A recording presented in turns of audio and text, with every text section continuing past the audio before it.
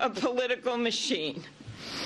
I don't come from money. 2020 کے امریکی صدارتی انتخابات میں ابھی 1.5 سال سے بھی زیادہ کا عرصہ ہے، لیکن خواتین امیدواروں کی ایک ریکارڈ تعداد پہلے ہی میدان میں اتر چکی ہے۔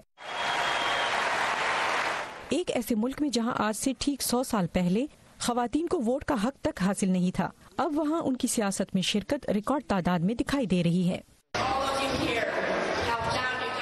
گزشتہ سال خواتین نے انتخابات میں حصہ لینے اور جیت کے تمام سابقہ ریکارڈز توڑ دیے۔ تقریباً 35 خواتین قانون ساز نومبر میں ہونے والے وسط مدتی انتخابات میں منتخب ہوئیں، ان میں سے ایک ایبیگیل اسپنبرگر بھی تھیں۔ بات یہ نہیں ہے کہ خواتین مردوں کے مقابلے میں اکثر جیتتی نہیں ہیں، بلکہ خواتین مردوں کے مقابلے میں انتخابی دوڑ میں زیادہ حصہ نہیں لیتی، کیونکہ جب خواتین انتخاب میں حصہ لیتی ہیں تو وہ جیتتی بھی ہیں۔ امریکہ کی 116ویں کانگریس میں کل 535 ارکان ہیں، جن میں سے 127 خواتین ہیں، ان میں سے 102 ایوان میں جبکہ 25 سینٹ میں ہیں۔ لیکن سیاست میں خواتین کی نمائندگی بڑھانے کے حق میں آواز بلند کرنے والوں کا کہنا ہے کہ یہ تعداد کافی نہیں ہے۔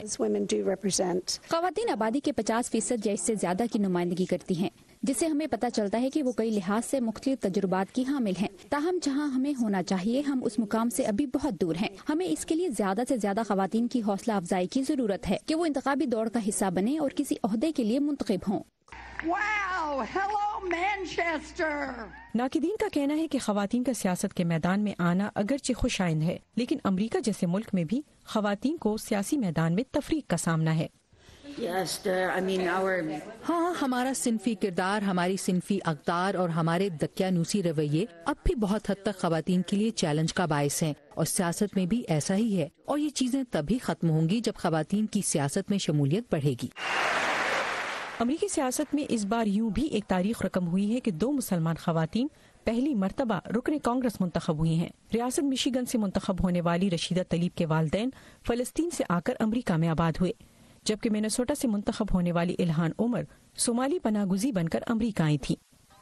نیلوفر Mughal, Voice of America, Washington.